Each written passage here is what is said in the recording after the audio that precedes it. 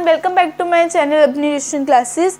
सो guys, इस video lecture में हम डिस्कस करेंगे 7.2 के क्वेश्चन नंबर 9 को। सो गाइज देखते हैं हम क्वेश्चन नंबर 9 में पूछा क्या गया है। सो गाइज हमें क्वेश्चन नंबर 9 में बताया है कि एक ट्रायंगल है ABC, वो किसके कॉन्ग्रुएंट है? ट्रायंगल FED के। ठीक है, मीन्स उनके सारे कॉन्ग्रुएंट पार्ट्स इक्वल हैं, वो बिल्कुल एकदम इक्वल है। ठीक है, वो एक दूसरे से इक्वल है, कॉरिस्पॉन्ड करते हैं, हमें ये चीज़ बताई गई है। ठीक है, तो हमें बताना है कि ये क्यों कॉन्ग्रुएंट है। ठीक है, हमें ये चीज़ एक्सप्लेन करनी है।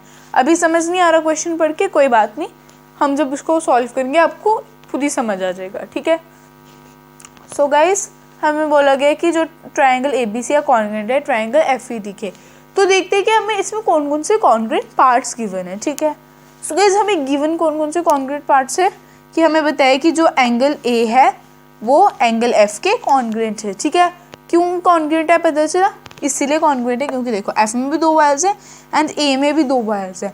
ये दोनों इन दोनों की इंडिकेशन है कि हाँ ये दोनों आपस में कॉन्ग्रुएंट है। ठीक है, B राइट एंगल है एंड E भी राइट एंगल है, इसलिए ये भी आपस में कॉन्ग्रुएंट है। और हमें क्या बताया गया है कि BC एंड DE आपस में कॉन्ग्रुएंट है। ठीक है, ये जो 2 लाइंस बनी हुई है ना, ये इंडिकेशन के लिए। ठीक है, सो गाइज अब सबसे पहले देख के सबको यही लग रहा होगा कि ये RHS क्राइटेरिया। ठीक है, देखकर यही लग रहा है ना, क्योंकि देखो ये हमें साइड गिवन है, एंगल गिवन है, राइट एंगल। ठीक है, तो देख के ये लग रहा है RHS है, बट गाइज ये RHS नहीं है। क्यों नहीं है RHS? ये देखो, क्या आपको हाइपोटेन्यूज की लेंथ बताई गई है? आपको हाइपोटेन्यूज की बताया नहीं गया कुछ भी, आपको हाइपोटेन्यूज का कि क्या है, हाइपोटेन्यूज इक्वल है नहीं है, कुछ नहीं बताया। ठीक है, और उल्टा आपको 2 एंगल्स दिए हैं। जब जो RHS वाले ट्रायंगल्स होते हैं ना, उनमें आपको 2 एंगल्स नहीं होते, उसमें आपको सिर्फ एक ही एंगल गिवन होता है, जो कि होता है राइट एंगल। ठीक है, आपको सिर्फ वही एंगल गिवन होता है, आपको और कोई एंगल गिवन नहीं होता। मीन्स ये RHS नहीं है। तो अब ये कौन सा है? ठीक है, आपको क्या गिवन है? 2 एंगल, दोनों में 2 एंगल्स गिवन है और एक साइड गिवन है। ठीक है, तो जब आपको 2 एंगल्स एंड एक साइड गिवन है, तो इतना तो समझ आ गया, 2 एंगल्स गिवन है तो AS है। ठीक है, बट गाइज AS क्राइटेरिया हमें ओरली तो पता चल गया कि AS क्राइटेरिया है, बट हम इसको करना कैसे है कि अब हम कैसे शो करें इधर सॉल्यूशन में कि हाँ कि ये AS क्राइटेरिया है। पढ़ के हमें आ गया अब समझ कि AS ही लगेगा, बट अब AS कैसे लगेगा, हम कैसे शो करके बताएं कि कैसे लगेगा? तो वो अभी आप देखो guys, just wait a second.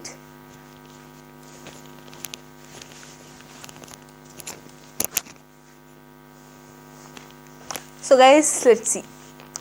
सो जब हम इसका सॉल्यूशन कैसे निकालें, हमें इतना तो पता चल गया कि AS क्राइटेरिया लगा है, अब निकालते हैं इसका सॉल्यूशन। ठीक है, सो गाइज सबसे पहले हमें कौन से 2 एंगल्स गिवन है? Angle A, angle B, angle E, angle F। ठीक है, तो किसके कॉन्ग्रुएंट है? Angle A। Angle A congruent है एंगल F के, तो वही चीज लिखेंगे, angle A congruent to angle F। तो गाइज ये हमने खुद बताया क्या कि ये कॉन्ग्रुएंट है नहीं है? हमने नहीं बताया, नहीं, हमें क्वेश्चन में गिवन था, हमें क्वेश्चन में बताया हुआ था कि हाँ कि कॉन्ग्रुएंट है, तो हम क्या लिखेंगे इधर ब्रैकेट में? गिवन।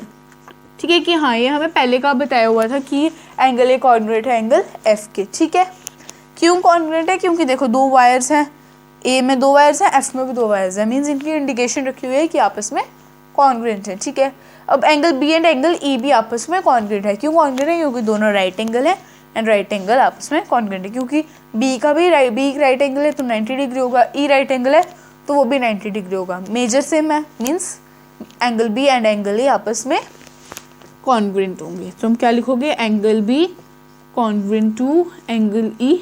तो ये चीज़ हमने खुद थोड़ी बताई है, तो हमें ऑलरेडी गिवन थी क्वेश्चन में, हम वही चीज़ लिखेंगे कि हाँ ये हमें गिवन है, हमें ऑलरेडी बताया गया है। ठीक है, फिर हमें एक साइड गिवन है BC and DE। So guys जब हमने AS क्राइटेरिया को पढ़ा था तो हमने देखा था कि जो वो इंक्लूडेड होने चाहिए लाइन की, मीन्स उस लाइन पे ही वो दोनों एंगल्स बनने चाहिए। अब A और B क्या उस लाइन पे बन रहे एंगल्स? नहीं बन रहे ना, तो हमें क्या बोला गया कि BC एंड DE आपस में कॉन्ग्रुएंट है। अब एंगल D पे भी नहीं बन रहा, एंगल E पे नहीं बन रहा, मीन्स हमें ये इन्होंने नहीं बताया कि एंगल D पे बन रहा है एंगल E पे नहीं बन रहा है, ये चीज़ हमें उन्होंने नहीं बताई है। तो हम ले सकते, देखो अब हमारे एक ट्रायंगल है, उसमें कितने एंगल्स होते हैं? 3 एंगल्स। ठीक है, और जो 3 एंगल्स होते हैं उनका मेजर इक्वल किसके होता है 180 डिग्री के, ठीक है, ये चीज़ भी हमें पता है। तो अब इन्होंने हमें बोला है कि जो triangle ABC and triangle FED आपस में कॉन्ग्रुएंट है, बट इन्होंने हमें क्या चीज़ बताई है कि ये दोनों एक ट्रायंगल है, कि ये दोनों ट्रायंगल फॉर्म कर रहे हैं।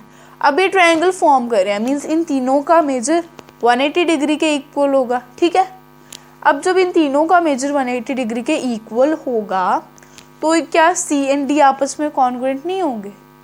देखो अब ये इन्होंने बोला है ये एक ट्रायंगल फॉर्म कर रहे हैं, ट्रायंगल किससे बनेगा 3 एंगल से, ठीक है। तो मीन्स AB एंगल है, BB एंगल है, CB एंगल है, ठीक है। तो हम करेंगे CB एंगल है, ठीक है। तो FED में F एंगल है, E एंगल है, मीन्स DB एंगल होगा क्योंकि इन्होंने बोला है ट्रायंगल FED कि ये 3 एंगल से बनता है ट्रायंगल्स से, 3 एंगल्स, 3 लाइन सेगमेंट, 3 वर्टेक्स, इनसे ट्रायंगल बनता है। तो ये ट्रायंगल एक फॉर्म कर रहे हैं, तो मीन्स इसमें 3 एंगल्स होंगे। अब एक एंगल F है, एक एंगल E है, तो मीन्स D भी एक एंगल फॉर्म कर रहा है, ठीक है, तो ये भी एक एंगल है। तो अब इन्होंने बोला कि ये जो दोनों ट्रायंगल्स हैं आपस में कॉन्ग्रुएंट है, मीन्स एक दूसरे के इक्वल हैं आपस में। अब ये दोनों आपस में इक्वल हैं एकदम, तो हमने क्या अभी देखा B किसके इक्वल है E के, A किसके इक्वल है F के, ठीक है। अब जब B E के इक्वल है, A F के इक्वल है, तो C भी तो D के इक्वल होगा। अब ये क्यों C D के इक्वल होगा? Due to angle sum property. अब आप बोलोगे एंगल सम प्रॉपर्टी क्यों लगाई हमने इधर? हमने एंगल सम प्रॉपर्टीज में इसलिए लगाई क्योंकि हमें क्या बोला था DE एंड BC आपस में कॉन्ग्रुएंट है, ठीक है।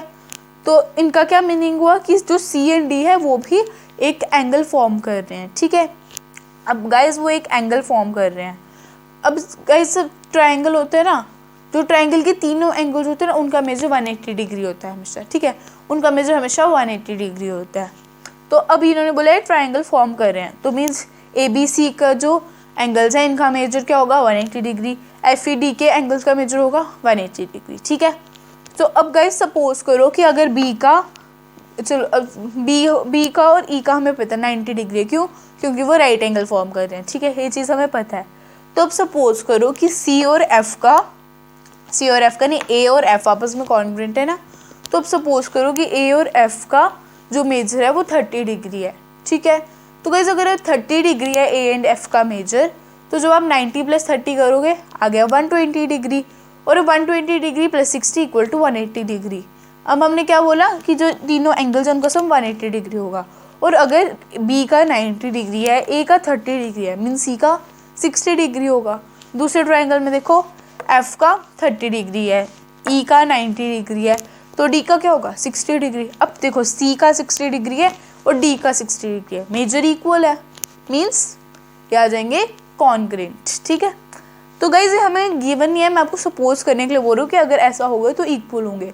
अब देखो इन्होंने हमें बोला कि ये ट्रायंगल है मीन्स मेजर 180 डिग्री है। अब अगर ये दो A और F आपस में कॉन्ग्रुएंट है तो मीन्स इनका मेजर आपस एक दूसरे का कॉन्ग्रुएंट होगा।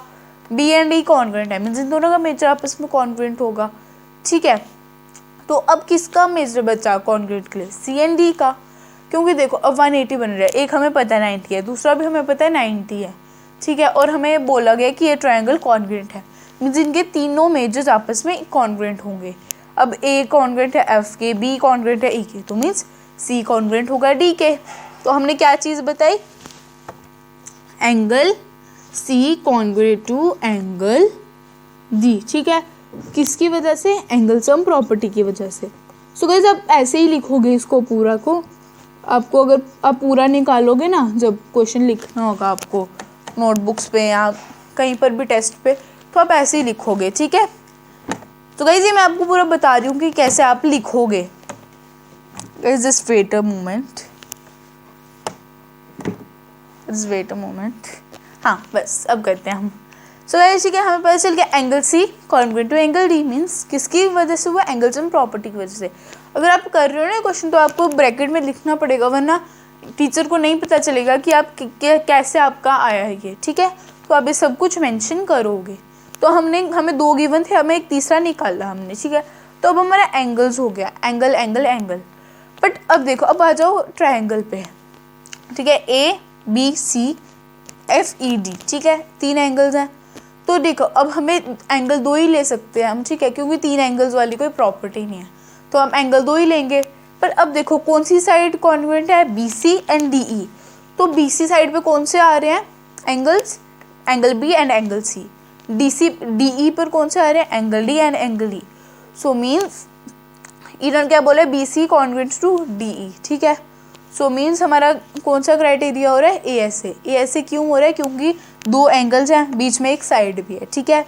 इधर भी दो एंगल्स हैं, बीच में एक साइड भी है, मीन्स पूरा हो रहा है, दो एंगल्स हो रहे हैं, एक साइड हो रही है, मीन्स ASA क्राइटेरिया हमारा लागू हो रहा है। और हमने पूरा बता भी दिया कि कैसे लागू हो रहा है, ठीक है। तो आप इधर क्या लिखोगे, ASA क्राइटेरिया, ठीक है। जब आप क्वेश्चन निकालोगे ना, जब आप पूरा लिख लोगे आप, ठीक है, तो आप लिख देना लास्ट में ASA criteria, we will use ASA criteria in this figure, ठीक है। सो गाइज आपका क्वेश्चन यहाँ पर ही खत्म हो जाता है। I hope you like the video. Guys अगर कोई भी क्वेरी है कमेंट सेक्शन में पूछ सकते हो, मैं आपके कमेंट का आंसर ज़रूर दूंगी, या अगर मैं आपको तब रिप्लाई नहीं करूँगी, आप समझ आना कि मैं नेक्स्ट वीडियो में समझाऊंगी उस क्वेश्चन को, ठीक है। सो गाइज अगर वीडियो पसंद आई है ढेर सारी लाइक कर दो, चैनल को सब्सक्राइब कर दो, नोटिफिकेशन बेल को भी ज़रूर दबाना ताकि सारी नोटिफिकेशंस टाइम पे मिले।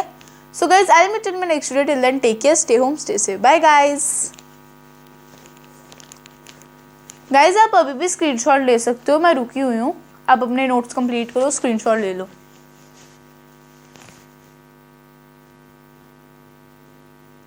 Bye guys.